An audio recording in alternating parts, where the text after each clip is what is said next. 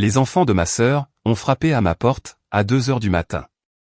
Leurs parents les avaient, encore une fois, enfermés dehors.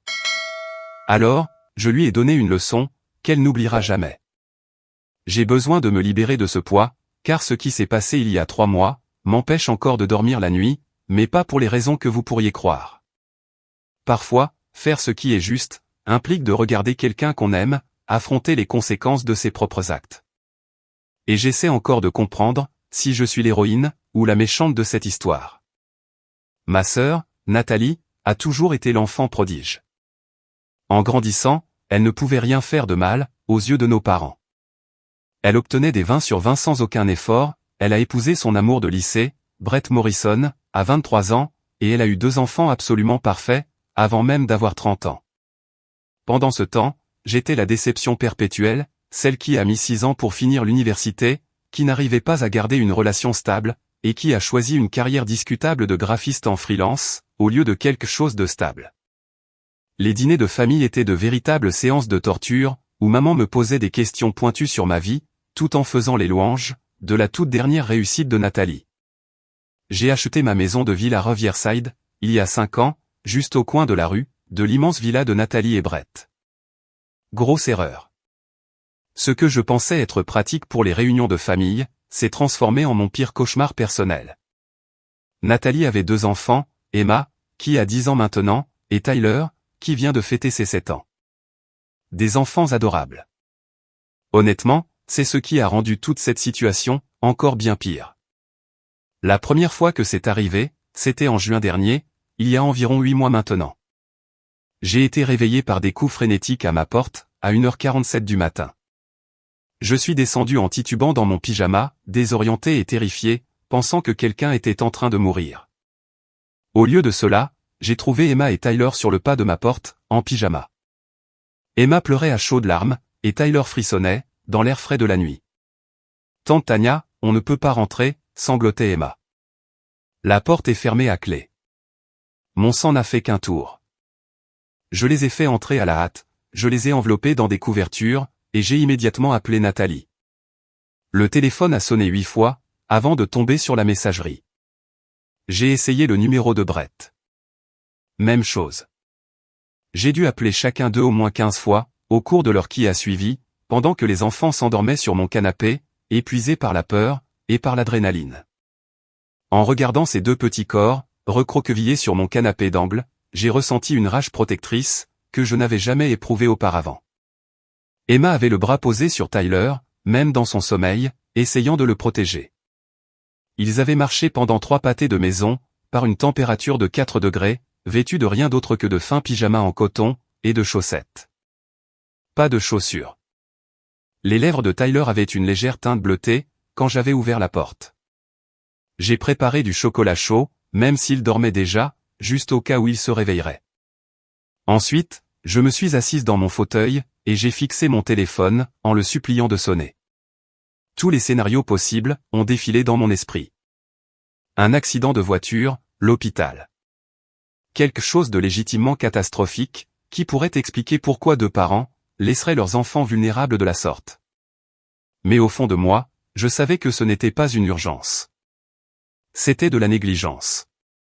Nathalie a fini par me rappeler, à 4h30 du matin, la voix empâtée par le sommeil, et par l'agacement. « Tania, qu'est-ce qui ne va pas? Pourquoi est-ce que tu appelles autant? »« Tes enfants sont chez moi, » ai-je répondu, en essayant de garder une voix calme. « Ils sont ici depuis 2 heures du matin. » Ils étaient enfermés dehors. Il y a eu un silence, et puis, elle a ri. Elle a vraiment ri. Oh mon Dieu, sérieusement? Brett et moi sommes sortis boire un verre avec ses collègues, et nous pensions rentrer, avant qu'ils ne se réveillent. Ils ont dû faire des cauchemars, ou un truc du genre. Tu peux les garder encore quelques heures. On vient tout juste de se mettre au lit. J'avais envie de hurler. Au lieu de cela, j'ai dit, Nathalie, ils étaient terrifiés. Emma pleurait. Tyler tremblait de froid. Ils vont bien maintenant, n'est-ce pas? Tu es tellement dramatique. On passera les chercher, vers midi. Elle a raccroché. Je suis resté assise là, à fixer mon téléphone, la rage montant dans ma poitrine, comme dans une cocotte minute. Mais que pouvais-je faire? Appeler les flics contre ma propre sœur? Nos parents ne me le pardonneraient jamais. Je serais celle qui a détruit la famille. Les heures jusqu'au matin se sont écoulées avec une lenteur insoutenable.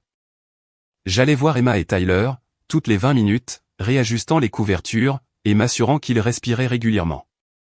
Vers 6 heures, Tyler s'est réveillé en pleurant à cause d'un cauchemar. Je l'ai tenu dans mes bras, pendant qu'il sanglotait, parlant de monstres qui le poursuivaient, et cela a brisé quelque chose en moi. Ce petit garçon de 7 ans avait été assez courageux pour marcher dans le noir, afin de trouver un refuge. Et sa récompense, c'était une mère, qui prenait ça à la rigolade. J'ai préparé des pancakes pour le petit déjeuner, parce que c'est ce qu'on fait, quand on ne sait pas quoi faire d'autre. Emma s'est réveillée vers 7h30, et elle est entrée dans la cuisine, en se frottant les yeux. Elle n'a pas mentionné la nuit précédente. Au lieu de cela, elle m'a demandé si j'avais du jus d'orange, d'une toute petite voix polie, comme si elle avait peur d'être un fardeau. Tu peux avoir tout ce que tu veux, ma chérie, lui ai-je dit, et son visage s'est illuminé, d'une manière qui m'a donné envie de pleurer. Nous avons passé la matinée à regarder des dessins animés. Tyler était assis, blotti contre moi, sa petite main agrippant ma manche, comme si je risquais de disparaître. Emma n'arrêtait pas de jeter des coups d'œil vers la porte, l'anxiété étant évidente, dans chacun de ses tics et de ses mouvements. Ils attendaient leurs parents, avec un mélange d'espoir et de terreur, que je reconnaissais de ma propre enfance, l'envie de les voir, mais la peur de l'humeur, dans laquelle ils seraient. Nathalie et Brett ont fini par se pointer, à 13h30 de l'après-midi, avec une bonne heure et demie de retard. Ils avaient l'air frais et de bonne humeur, s'étant arrêtés chez Starbucks en chemin, à en juger par les gobelets qu'ils tenaient à la main. Nathalie portait des lunettes de soleil de créateur, dans une tenue décontractée, qui coûtait probablement plus cher que la mensualité de ma voiture. Brett faisait défiler l'écran de son téléphone, reconnaissant à peine qu'ils venaient récupérer leurs enfants, après une situation d'urgence. Merci de les avoir gardés. Tu es la meilleure, a chantonné Nathalie, en passant devant moi, pour entrer dans le salon. Allez, les enfants. Il est temps de rentrer à la maison. Emma a rassemblé ses affaires rapidement, et efficacement, comme si elle l'avait déjà fait auparavant. Tyler a bougé plus lentement, réticent à l'idée de partir. Quand Nathalie a tendu la main vers lui, il a eu un petit mouvement de recul, à peine perceptible, mais je l'ai vu. Nathalie, on peut se parler une seconde, ai-je demandé, en essayant de garder une voix stable. À l'extérieur, elle a soupiré de façon dramatique, mais elle m'a suivi sur le porche. Brett est resté à l'intérieur, jouant à je ne sais quel jeu sur son téléphone, pendant que les enfants se tenaient, silencieusement, à ses côtés. Ce qui s'est passé hier soir ne doit plus jamais se reproduire, ai-je commencé, mais elle m'a coupé. Oh mon Dieu, Tania, détends-toi. Les enfants vont parfaitement bien. Tu agis comme si nous les avions abandonnés dans les bois, ou un truc du genre. Nous avons juste perdu la notion du temps, et ils ont marché jusqu'à chez toi. C'est pas la fin du monde. Ils ont 7 et 10 ans. Ils étaient enfermés en dehors de leur maison, au beau milieu de la nuit. Ce n'est pas perdre la notion du temps. C'est de la négligence. Son expression s'est durcie. Ne t'avise pas d'utiliser ce mot avec moi. Je suis une excellente mère. Brett et moi travaillons dur, et nous méritons d'avoir une vie sociale. Nous ne restons pas tous seuls chez nous, tous les soirs, avec rien de mieux à faire. La pique a fait mouche, exactement comme elle l'avait prévu. Il ne s'agit pas de ma vie sociale. Il s'agit de la sécurité de tes enfants. Et ils étaient en sécurité. Ils sont venus chez toi, n'est-ce pas? Écoute, je sais que tu n'as pas d'enfant à toi. Donc, tu ne comprends pas comment la parentalité fonctionne réellement. Parfois, des choses arrivent. Parfois, les plans changent. C'est la vie. Les enfants sont résilients. Nathalie. Je n'ai vraiment pas le temps pour cette leçon de morale. Nous avons des courses à faire pour une fête d'anniversaire. Elle s'est retournée et a crié vers l'intérieur de la maison, Brett, les enfants, on y va. Ils sont partis, sans un autre mot de remerciement. Emma s'est retournée vers moi une dernière fois, son expression indéchiffrable, avant de grimper dans leur SUV Mercedes. Je suis resté debout sur mon porche, bien après qu'ils se soient éloignés, me sentant aussi impuissante que furieuse. Alors, j'ai laissé couler. J'ai préparé le petit déjeuner pour les enfants, je les ai laissés regarder des dessins animés, et quand Nathalie s'est pointée à 13h30 de l'après-midi, et non à midi comme elle l'avait promis, elle s'est à peine excusée. Merci de les avoir gardés. Tu es la meilleure, a-t-elle dit, comme si j'avais accepté une séance de babysitting prévue à l'avance. Je me suis dit que c'était un événement isolé, une erreur. Nathalie et Brett avaient trop bu, et avaient pris une terrible décision. Ça ne se reproduirait plus. Sauf que ça s'est reproduit. 3 semaines plus tard, début juillet, même scénario, des coups désespérés à la porte, après minuit, des enfants terrifiés, des parents injoignables. Cette fois-ci, l'excuse de Nathalie était qu'ils étaient allés à un concert en ville, et que leur téléphone s'était déchargé. En plus, a-t-elle ajouté, lorsqu'elle est enfin venue récupérer Emma et Tyler le lendemain après-midi, tu vis juste au coin de la rue. Quel est le problème? Le problème, c'est que tes enfants ont 10 et 7 ans, Nathalie. Ils ne devraient pas errer dans les rues la nuit, pour trouver un endroit sûr. Elle a levé les yeux au ciel. Ils ont marché environ 100 mètres jusqu'à chez toi. Arrête d'être aussi excessive. Tout le monde ne peut pas rester assis toute la journée, à travailler de chez soi, sans aucune responsabilité. Ça m'a piqué. C'était fait pour. Nathalie avait perfectionné l'art de me rabaisser, tout au long de notre vie. Mais j'ai mordu ma langue, parce que ces enfants se tenaient juste là, et ils n'avaient pas besoin de voir leur tante et leur mère se disputer. Et ça a continué. Courant juillet, c'est arrivé 2 autres fois. Août a apporté 3 incidents. Septembre, encore 2. En octobre, j'avais cessé d'être surprise, quand j'entendais ces redoutables coups à la porte, au beau milieu de la nuit. Emma et Tyler étaient là, parfois en train de pleurer, parfois juste résignés et silencieux, ce qui était, d'une certaine manière, encore pire. J'ai commencé à laisser la chambre d'amis prête, avec leur couverture préférée. J'achetais les céréales qu'ils aimaient, et je gardais des briques de jus de fruits dans le frigo. Je suis devenu, par défaut, leur refuge sécurisé. Et bien que j'aimais ces enfants, j'en voulais terriblement à ma sœur, de me mettre dans cette position. Chaque incident suivait un schéma similaire. Les coups à la porte tard dans la nuit, les appels frénétiques à Nathalie et Brett, qui restaient sans réponse. Les enfants s'endormant sur mon canapé, pendant que je faisais les 100 pas, rongés par l'anxiété. Puis, des heures plus tard, un appel en retour décontracté, avec une excuse quelconque. Un dîner qui s'est prolongé. Un concert qui a duré plus longtemps que prévu. Un événement de réseautage qui a débordé. Jamais d'excuses. Jamais la moindre reconnaissance, que ce qu'il faisait, était dangereux et inacceptable.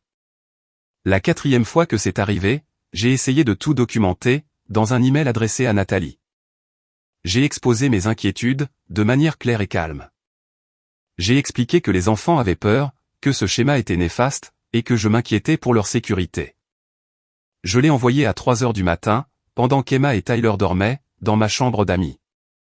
Sa réponse est arrivée à midi, le lendemain. Ouah. Tania, je ne savais pas que tu tenais les comptes. Peut-être que si tu avais ta propre vie, tu ne serais pas aussi obsédée par la mienne. Les enfants vont très bien. Arrête de faire un drame. J'ai appelé notre mère après ça, en espérant qu'elle interviendrait. Maman a écouté mes inquiétudes, a poussé des petits soupirs compatissants, et puis a dit. Ma chérie, je suis sûr que Nathalie sait ce qu'elle fait. Elle a toujours été tellement responsable. Peut-être que les enfants aiment simplement rester avec toi. Tu devrais être flattée. Ils se sentent tellement à l'aise. Maman, ils ne choisissent pas de venir ici. Ils sont enfermés dehors. Oh, je suis sûr que ce n'est pas comme ça. Nathalie m'a dit que tu avais proposé de les prendre plus souvent. C'est adorable de ta part, de vouloir t'impliquer. La manipulation mentale était si fluide, que j'ai presque cru que j'avais mal mémorisé les événements. Presque. Au 6e incident, j'avais établi une routine complète. Je gardais un tiroir rempli de nouvelles brosses à dents, de dentifrice pour enfants, et de pyjamas dans les tailles des 2 enfants. J'avais des veilleuses dans la chambre d'amis, et un panier d'activités calmes, pour les moments où ils n'arrivaient pas à dormir. J'avais appris quelle chaîne YouTube calmait Tyler, et quelle collation ne dérangeait pas l'estomac sensible d'Emma. Je suis devenue une experte, en garde d'enfants au milieu de la nuit, pendant que Nathalie et Brett faisaient la fête, ou socialisaient, ou faisaient je ne sais quoi, pendant que leurs enfants erraient dans des quartiers sombres, à la recherche d'un abri. Ce schéma a commencé à affecter mon travail. J'étais épuisé pendant la journée, incapable de me concentrer sur mes projets de design, parce que j'avais veillé jusqu'à l'aube, avec des enfants effrayés. J'ai commencé à faire de courtes siestes l'après-midi, juste pour pouvoir fonctionner. Les évaluations de mes clients mentionnaient que je semblais distraite, et que mes temps de réponse étaient plus lents que d'habitude. Je m'épuisais à petit feu, pour être le parent de secours, que ma sœur refusait d'être. Et pendant tout ce temps, Nathalie maintenait son image parfaite. Son compte Instagram était rempli de photos de famille, soigneusement sélectionnées. Emma et Tyler souriant dans des tenues assorties, des soirées jeux en famille méticuleusement mises en scène, Brett embrassant sa joue, dans la lumière dorée du coucher de soleil. Les légendes ne parlaient que de maternité bénie, et de vie pleine de gratitude. Ses amis commentaient à quel point elle était une source d'inspiration. Quelle mère merveilleuse. Je faisais défiler ses publications à 3 heures du matin, avec ses enfants endormis dans ma maison, et j'avais envie de hurler. L'incident du début novembre fut différent. Il commençait à faire plus froid maintenant, et j'avais commencé à m'inquiéter de ce qui se passerait quand le véritable hiver du Minnesota frapperait. Emma et Tyler sont apparus à ma porte, à 00h30. Et bien qu'il n'ait pas été blessé, Emma m'a dit quelque chose qui m'a glacé le sang. Emma et Tyler étaient sur le pas de ma porte, et cette fois, ils étaient en réel danger. Les dents de Tyler claquaient si fort qu'il ne pouvait pas parler. Les lèvres d'Emma étaient violettes. Ils étaient restés dehors pendant près de 20 minutes, à essayer d'entrer dans leur maison, avant d'abandonner, et de venir chez moi. Je les ai précipités à l'intérieur, je leur ai fait couler un bain chaud, et j'ai appelé Nathalie et Brett, à plusieurs reprises. Rien. J'étais sur le point d'appeler le 911, terrifié à l'idée que Tyler puisse souffrir d'hypothermie, quand Nathalie a finalement rappelé, à 2h17 du matin. Quoi? Elle avait l'air agacée, avec de la musique qui battait son plein en arrière-plan. Tes enfants ont failli mourir ce soir. Oh, arrête d'être dramatique. Où sont-ils? Où es-tu, bon sang? À la fête de fin d'année de l'entreprise de Brett. C'est dans ce superbe lieu sur un toit, en centre-ville. Tu adorerais, si tu étais un jour invité, dans un endroit sympa. Mes mains tremblaient de rage. Il fait moins 15 degrés. Ils sont restés dehors pendant 20 minutes, à essayer de rentrer. Eh bien, ils sont arrivés jusqu'à chez toi, donc tout va bien. Tu peux les garder cette nuit? On a pris une chambre d'hôtel en centre-ville. On ne veut pas boire et conduire. Quelque chose s'est brisé en moi. Vous avez pris une chambre d'hôtel? Vous aviez prévu de découcher? Ouais, c'est une fête avec petit déjeuner demain matin. Très chic. Brett essaie de devenir associé, alors on doit faire du lèche-bot. Tu comprends? Non, je ne comprends pas, viens chercher tes enfants tout de suite. Tania, ne sois pas ridicule. Il est plus de 2h du matin, et nous sommes en centre-ville. Garde-les juste pour la nuit. On viendra les chercher demain après-midi. Si tu ne viens pas les chercher, j'appelle la police. Elle a ri. Non, tu ne le feras pas. Parce que dans ce cas, papa et maman sauront que tu essaies de me saboter, et ils ne t'adresseront plus jamais la parole. Sois juste une bonne sœur pour une fois, et aide ta famille. Elle a raccroché. Je suis restée plantée là, tremblante, la fureur coulant dans mes veines. Elle avait raison. Je n'ai pas appelé la police. Au lieu de cela, j'ai bordé Emma et Tyler dans mon lit avec moi, je les ai gardés tout près, pour surveiller la température de leur corps, et je n'ai pas dormi du tout. Le pire, c'est que nos parents n'en avaient aucune idée. Nathalie leur avait raconté je ne sais quelle histoire, sur le fait que j'adorais inviter Emma et Tyler, pour des soirées pyjama. Sur le fait qu'il était si agréable, que Tania ait enfin un but dans la vie. Quand j'ai essayé de dire à maman ce qui se passait réellement, elle l'a balayé d'un revers de la main. Ta sœur travaille tellement dur, a dit maman, lors d'un déjeuner un jour. Brett a fait de longues heures au cabinet. Il mérite de se détendre. Et tu as toujours dit que tu voulais être plus impliqué avec les enfants. Il ne s'agit pas d'être impliqué, maman. Il laisse Emma et Tyler seuls à la maison, en plein milieu de la nuit. Oh, Tania, ne sois pas ridicule. Nathalie ne ferait jamais ça. Les enfants préfèrent probablement juste rester avec toi parfois. Tu as toujours été jalouse de la vie de ta sœur. J'ai renoncé à essayer de la convaincre. Papa était encore pire. Il pensait que je cherchais à attirer l'attention, et que j'essayais de détruire le mariage de Nathalie. À leurs yeux, la parfaite Nathalie ne pouvait pas se tromper, et j'étais juste la petite sœur amère, qui inventait des choses. J'ai commencé à consulter un thérapeute, vers cette époque. Le docteur Patricia Chen a été une bénédiction. La première personne qui ne m'a pas fait me sentir folle, de m'inquiéter. Elle a écouté tout ce que j'avais à dire, les années passées à être comparée à Nathalie, la situation actuelle avec les enfants, le mépris de mes parents, face à mes inquiétudes. Vous êtes dans une position impossible, m'a-t-elle dit, lors de notre 3e séance. Vous êtes utilisé comme un service de garde d'urgence gratuit, tout en vous faisant dire que vous réagissez de manière excessive, face à des abus et des négligences avérées. Entendre quelqu'un appeler ça par son nom, des abus et de la négligence, a provoqué un déclic en moi. J'avais évité ces mots, essayant d'adoucir la réalité dans mon esprit. Mais c'était bien ça. Nathalie et Brett négligeaient leurs enfants, et m'utilisaient, pour dissimuler les conséquences. Quelles sont mes options, ai-je demandé. Le docteur Chen s'est penché en avant. Légalement, vous pourriez signaler cela, au service de protection de l'enfance. Émotionnellement, vous devez décider si vous êtes prête à affronter les retombées. Votre famille prendra très probablement le parti de votre sœur. Vous pourriez perdre des relations que vous avez eues toute votre vie, mais les enfants seraient en sécurité. Les enfants auraient une meilleure chance d'être en sécurité. Oui.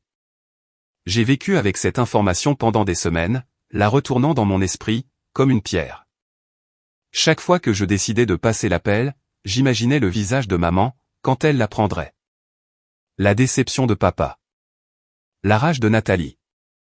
Les réunions de famille, auxquelles je ne serais plus jamais invité. Étais-je assez forte pour être la méchante de leur histoire, si cela signifiait être l'héroïne de celle d'Emma et Tyler? L'incident qui a suivi le Nouvel An s'est produit par une nuit glaciale de janvier. À ce moment-là, je faisais le suivi de tout, écrivant des notes détaillées, dans un document protégé par mot de passe. Les dates, les heures, les conditions météorologiques, les signes visibles de détresse chez les enfants. J'avais commencé à prendre des photos d'eux sur mon Porsche, avec l'horodatage. Je gardais des captures d'écran, de chaque appel sans réponse, et de chaque texto ignoré. Cette fois-ci, quand Emma et Tyler se sont pointés à 1h33 du matin, un mardi, ils n'étaient pas physiquement blessés. Mais l'état émotionnel d'Emma m'inquiétait encore plus que lors des incidents précédents. Le lendemain matin, j'ai appelé Robert Caldwell, l'avocat spécialisé en droit de la famille, que mon cousin m'avait recommandé des mois plus tôt, quand j'avais commencé à m'inquiéter. Je lui ai tout raconté. Il a écouté sans m'interrompre, et quand j'ai eu fini, il est resté silencieux pendant un long moment. Madame Warren, ce que vous décrivez, est un schéma clair de négligence et de mise en danger. Le fait qu'ils enferment physiquement les enfants, à l'intérieur de la maison, aggrave considérablement la situation. Vous avez des motifs pour faire un signalement, et honnêtement, je pense que vous en avez l'obligation. Ma famille va probablement me détester. Mais ces enfants pourraient mourir. Des incendies de maison, des urgences médicales. Dieu nous préserve que quelqu'un s'introduise par effraction, et que les enfants ne puissent pas s'enfuir. Ce n'est pas vous qui les mettez en danger, c'est votre sœur, et votre beau-frère. Vous êtes simplement celle, qui refuse de garder le silence, plus longtemps. Le point de rupture, est arrivé un samedi soir de février. J'avais travaillé sur un projet majeur pour un client, faisant des semaines de 70 heures, pour respecter une date limite. J'étais épuisé, fonctionnant au café et à la rancune, et j'avais enfin terminé. J'ai pris 2 somnifères à 23h30, et à minuit, je dormais plus profondément, que je ne l'avais fait depuis des mois. Les coups à la porte ont commencé à 2h14. Je le sais, parce que j'ai vérifié mon téléphone, quand j'ai enfin repris conscience, désorienté, et drogué par les médicaments pour dormir. Pendant un instant, j'ai cru que je rêvais. Puis, les coups ont repris, plus urgents.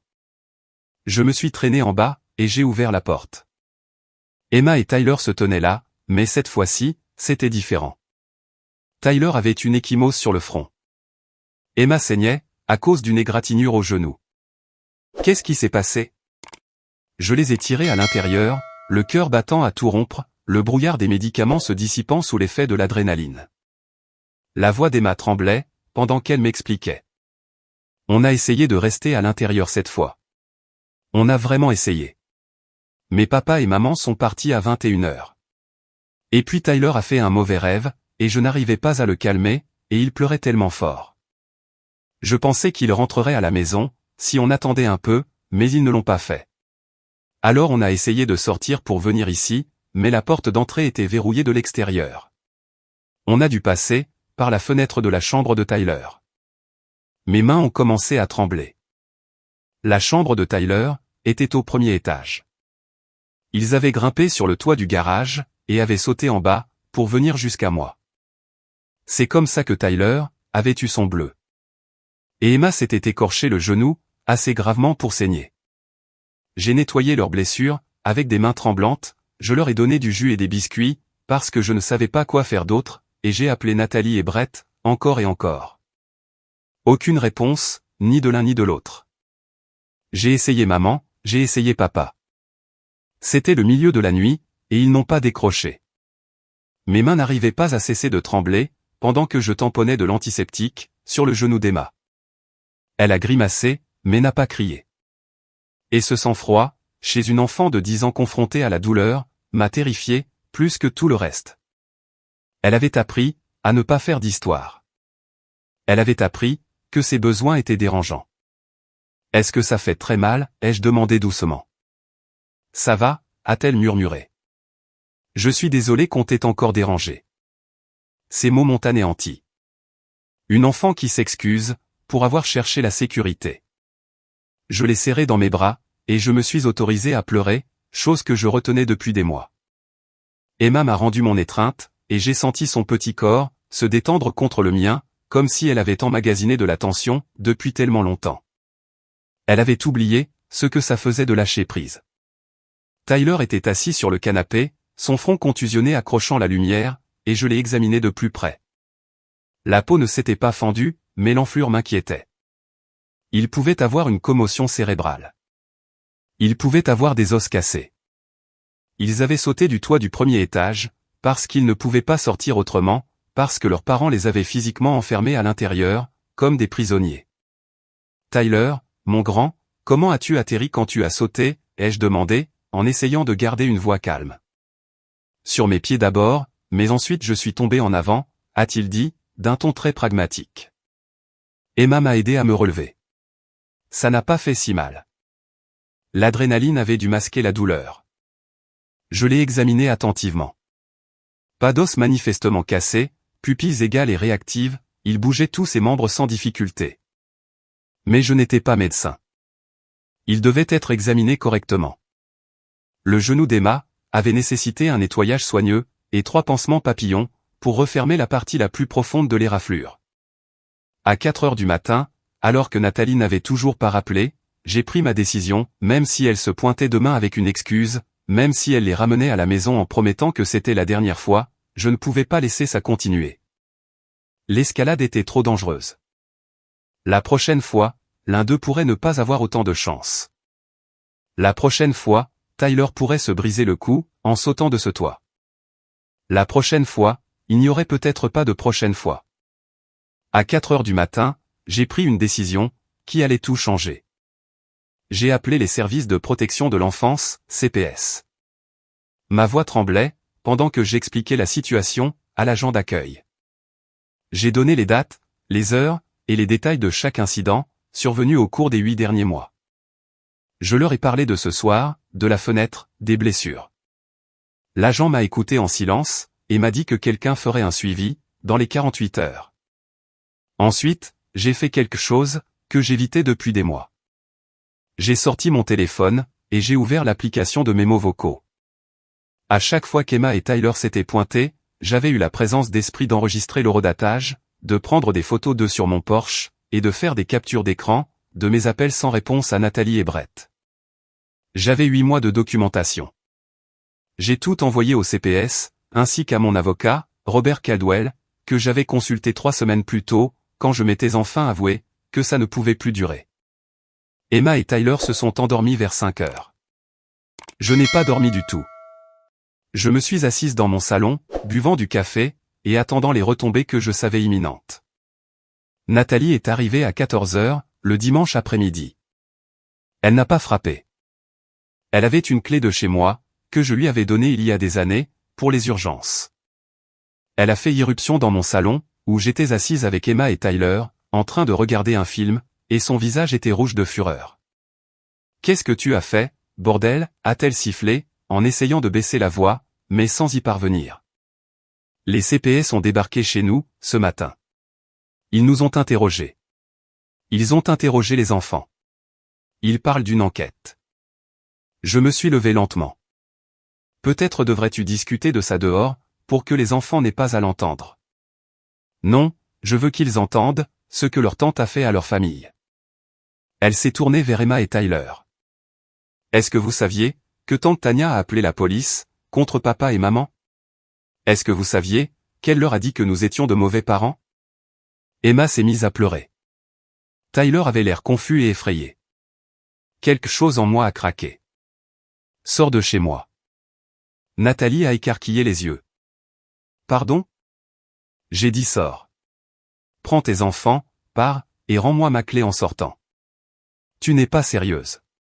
Tu appelles les CPS contre moi, et ensuite tu me mets à la porte. Je me suis dirigé vers l'entrée, et j'ai tenu la porte ouverte. J'ai documenté chaque fois, que tes enfants se sont pointés ici, en plein milieu de la nuit. Chaque appel sans réponse, chaque texto où tu rejetais mes inquiétudes. La nuit dernière, ils sont sortis par une fenêtre du premier étage, parce que tu les as enfermés, dans la maison. Tyler a une blessure à la tête. Le genou d'Emma a nécessité 3 pansements papillons. J'ai des photos de tout. Le sang a déserté le visage de Nathalie. Tu as tout documenté depuis combien de temps? 8 mois. Chaque incident. J'ai tout donné au CPS. J'ai tout donné à mon avocat. S'il m'arrive quoi que ce soit, si j'ai soudainement un accident, ou si tu essaies de te venger, tout ira automatiquement à la police. Je bluffais concernant l'envoi automatique, mais elle n'avait pas besoin de le savoir. Tu es folle, a murmuré Nathalie. Mais il y avait de la peur, dans ses yeux. Maintenant, nos parents vont entendre parler de ça. Je leur en ai déjà parlé à plusieurs reprises. Ils ne m'ont pas cru, mais les CPS, eux, me croiront. Elle a attrapé les enfants, et est partie sans un mot de plus. J'ai verrouillé la porte derrière eux, et je me suis enfin autorisé à pleurer. Mais avant qu'elle ne franchisse la porte, il s'est passé autre chose, que je n'oublierai jamais. Emma s'est soustraite à l'emprise de Nathalie, juste un instant, et a couru vers moi. Elle a passé ses bras autour de ma taille, et a murmuré « Merci, tante Tania. Je t'aime ».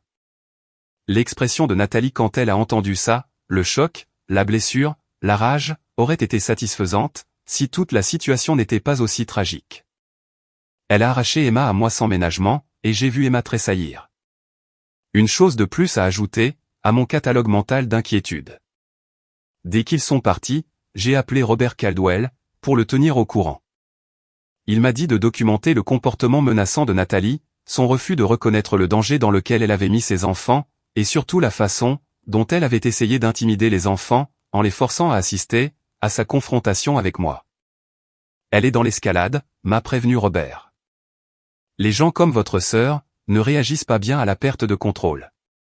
Soyez prête à ce qu'elle s'en prenne à vous, de toutes les manières possibles. Documentez tout. Sauvegardez chaque texto, chaque message vocal, chaque email. Si elle se présente à nouveau chez vous sans y être invitée, appelez la police. Ces paroles se sont avérées prophétiques, en l'espace de quelques heures. Les 72 heures suivantes ont été un enfer. Mon téléphone a explosé, sous les appels et les textos. Maman m'a laissé un message vocal, me qualifiant de vengeresse et cruelle. Papa m'a envoyé un texto, disant que j'étais morte à ses yeux. Les amis de Nathalie ont commencé à commenter sur mes réseaux sociaux, me traitant de jalouse, et de personne diabolique. Le frère de Brett, Scott, a laissé un avis sur ma page professionnelle, m'appelant une psychopathe instable. Mais le pire est venu, de Nathalie elle-même. Elle m'a envoyé un texto, à 23 heures ce soir-là. Tu viens de détruire la vie de 2 enfants, parce que tu es une femme misérable et seule, qui ne supporte pas de me voir heureuse. Emma et Tyler grandiront en sachant que leur tante a essayé de détruire leur famille. J'espère que tu es fier de toi. Puis sont venus les emails, de longs messages décousus envoyés à toute heure, alternant entre me supplier de retirer ma déclaration et menacer de poursuites judiciaires pour diffamation. Elle a mis nos parents en copie, sur plusieurs d'entre eux, mettant en scène sa victimisation, pour un public. Dans un message particulièrement délirant, envoyé à 3 heures du matin, elle a écrit tout un récit sur la façon dont j'avais toujours été jalouse d'elle, comment j'attendais depuis des années, de saboter son bonheur, comment c'était une vengeance, pour des affronts d'enfance. Et pour un favoritisme perçu. La manipulation mentale était magistrale. Elle a déformé chaque incident, a recadré chaque fait. Selon sa version, les enfants avaient des problèmes de somnambulisme, pour lesquels ils étaient traités. Les portes verrouillées étaient des mesures de sécurité, car Emma avait des antécédents, d'errance nocturne. La fuite par la fenêtre avait été exagérée, et en fait, ils étaient juste sortis pour jouer, pas parce qu'ils étaient piégés. Elle s'est peinte comme une mère inquiète, gérant des enfants difficiles, et moi, comme une tante fouineuse, qui avait mal compris, des situations innocentes. Mon entreprise en a pris un coup. 3 clients m'ont envoyé un email, pour mettre leur projet en pause, invoquant de vagues préoccupations concernant mon professionnalisme, et mes problèmes personnels. Je savais que Nathalie les avait atteints d'une manière ou d'une autre. Une autre cliente, quelqu'un avec qui je travaillais depuis 2 ans, m'a appelé pour résilier notre contrat, admettant sous la pression, que Nathalie l'avait contacté, en lui faisant part de ses inquiétudes, quant à ma stabilité mentale. J'ai consulté Robert, au sujet d'une éventuelle action en justice contre Nathalie, pour ingérence commerciale et diffamation. Il m'a conseillé de tout documenter, mais d'attendre de voir comment l'enquête des CPS allait se dérouler. En ce moment, a-t-il dit, elle a peur et agit sur la défensive. Si vous faites monter les enchères avec des poursuites judiciaires, cela pourrait en fait jouer contre vous, dans le dossier des CPS. Ils veulent voir des adultes, qui peuvent coopérer pour le bien des enfants. Alors, j'ai encaissé les coups. J'ai vu ma réputation se faire déchiqueter, sur les réseaux sociaux. J'ai lu des messages haineux de personnes qui ne m'avaient jamais rencontré, mais qui étaient convaincues, que j'étais un monstre. J'ai perdu des revenus, des clients, et probablement de futures opportunités. Et malgré tout ça, je me suis accroché au fait, qu'Emma et Tyler étaient plus en sécurité maintenant, qu'ils ne l'avaient été depuis des mois. Mais j'ai aussi reçu un appel, de mon assistante sociale des CPS. Une enquête avait été ouverte. Des visites à domicile, allaient être effectuées. Les enfants avaient été interrogés à l'école, et leurs déclarations corroboraient mes rapports. Je sais que vous n'en avez pas l'impression en ce moment, m'a dit doucement l'assistante sociale. Mais vous avez fait ce qu'il fallait. Une semaine plus tard, Robert m'a appelé pour me donner des nouvelles. Les CPS ont trouvé des preuves, soutenant vos affirmations, a-t-il dit. Ils ne retirent pas les enfants du domicile, mais Nathalie et Brett ont l'obligation d'assister à des cours de parentalité, et de se soumettre à des visites à domicile régulières, pour les 6 prochains mois. S'il y a un autre incident, les enfants seront placés. J'aurais dû me sentir conforté. Au lieu de cela, je me sentais vide. Les retombées familiales ont été nucléaires. Maman et papa refusaient de m'adresser la parole. Nathalie a raconté à quiconque voulait l'entendre, que j'avais essayé de lui voler ses enfants, parce que j'étais jalouse de sa famille parfaite. Thanksgiving est arrivé, et est passé, sans une invitation chez mes parents, pour la première fois de ma vie. Noël s'est passé de la même manière, mais quelque chose a changé. Emma a commencé à m'envoyer des textos. Juste des petites choses au début, des photos de ses projets d'art, des questions sur ses devoirs. Elle m'a dit qu'elle se sentait plus en sécurité maintenant. Tyler m'a envoyé un dessin de nous deux, avec les mots « Merci, tante Tania », écrits au crayon, en bas. Je l'ai encadré. 3 mois après avoir passé cet appel, j'ai reçu un visiteur inattendu. Papa s'est présenté à ma porte un mardi soir, l'air plus vieux que je ne l'avais jamais vu. « Je peux entrer ?» a-t-il demandé doucement. Je l'ai laissé entrer, j'ai préparé du café, et j'ai attendu. Ta mère et moi avons été convoqués pour un entretien avec les CPS, a-t-il fini par dire. Ils nous ont montré tes documents, les photos, les enregistrements, tout. Je n'ai rien dit. Nous ne savions pas a-t-il poursuivi, la voix brisée. Nathalie nous avait dit, que tu exagérais, que tu essayais de la faire mal paraître. Nous l'avons cru parce que, eh bien, nous l'avons toujours cru. Ouais, je sais. Je suis désolé. Il m'a regardé avec des larmes dans les yeux. Je suis tellement désolé, Tania, de ne pas t'avoir cru. D'avoir choisi son camp, sans même écouter le tien, de t'avoir fait sentir que tu n'étais pas à la hauteur, toute ta vie. Je me suis mise à pleurer, et de vraies larmes de douleur. Je m'étais retenu, pendant 32 ans. Tu sais ce que ça fait, d'être la fille décevante? De savoir que quoi que tu fasses, tu ne seras jamais à la hauteur. Je le sais maintenant, a-t-il répondu, parce que je suis le père décevant. Celui qui n'a pas vu, ce qui arrivait à ses petits-enfants, celui qui a puni sa fille, pour avoir fait ce qui était juste. Nous avons parlé pendant 3 heures, cette nuit-là. Il m'a dit que voir les preuves, avait détruit l'image qu'il avait de Nathalie, que lui et maman, étaient en thérapie, essayant d'accepter leur rôle, dans la validation de son comportement. Qu'ils avaient honte, de la façon dont il m'avait traité. Et pour Nathalie, ai-je demandé. Elle est en colère. Elle te rend responsable de tout, mais les cours obligatoires l'aident. Je pense qu'elle et Brett n'ont pas laissé les enfants seuls, depuis le début de l'enquête. Emma et Tyler ont l'air plus heureux. Il a fait une pause. Elle ne te pardonnera peut-être jamais. Je sais, mais ses enfants sont plus en sécurité, et c'est ce qui compte. Maman s'est radoucie quelques semaines plus tard, bien que notre relation soit toujours fracturée. Elle s'est excusée, mais il y a une distance maintenant, qui, je pense, ne se refermera jamais complètement. Certaines choses brisées, ne peuvent pas être entièrement réparées. Nathalie refuse toujours de me parler. Nous sommes cordiales lors des événements familiaux, mais c'est tout. Elle n'a jamais reconnu ce qu'elle avait fait, n'a jamais admis qu'elle avait tort. Dans son esprit, je suis la méchante qui a détruit sa réputation, pour rien. Nos parents connaissent la vérité maintenant, mais 20 ans de traitement en tant qu'enfant chéri, ne disparaissent pas du jour au lendemain. Une partie d'eux, la voit encore comme la victime, dans tout ça. Mais je dors mieux, maintenant.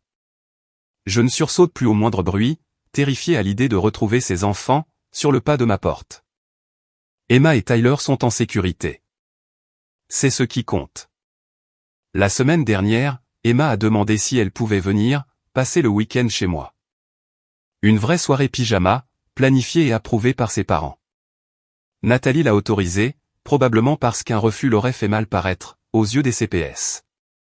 Emma et moi avons fait des biscuits, regardé des films, et elle m'a parlé de sa pièce de théâtre à l'école. Le dimanche matin, avant que je ne la ramène chez elle, elle m'a serré fort dans ses bras, et a chuchoté, « Je sais que maman est en colère contre toi, mais tu nous as sauvés. » Tyler et moi, en parlons parfois. Nous savons ce que tu as fait. Peut-être que je ne suis pas la méchante, après tout.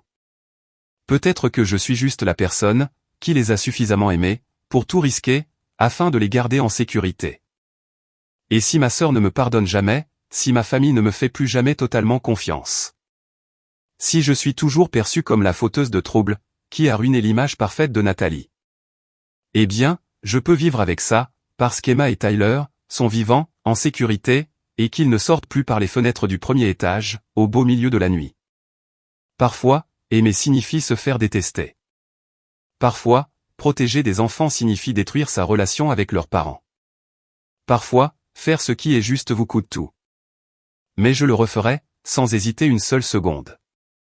Ce qui est drôle avec la vengeance, c'est qu'il ne s'agit pas toujours de rendre l'appareil, ou de faire souffrir quelqu'un. Parfois, la meilleure vengeance consiste simplement, à refuser d'être complice plus longtemps. C'est prendre du recul, et laisser les conséquences se produire naturellement. C'est aimer les enfants de quelqu'un, plus que l'on ne craint sa haine. Nathalie pensait pouvoir continuer à m'utiliser, comme sa solution de secours, tout en me traitant comme une moins que rien. Elle pensait que je serais toujours, la petite sœur paillasson, qui accepterait les abus pour préserver la paix. Elle s'est lourdement trompée.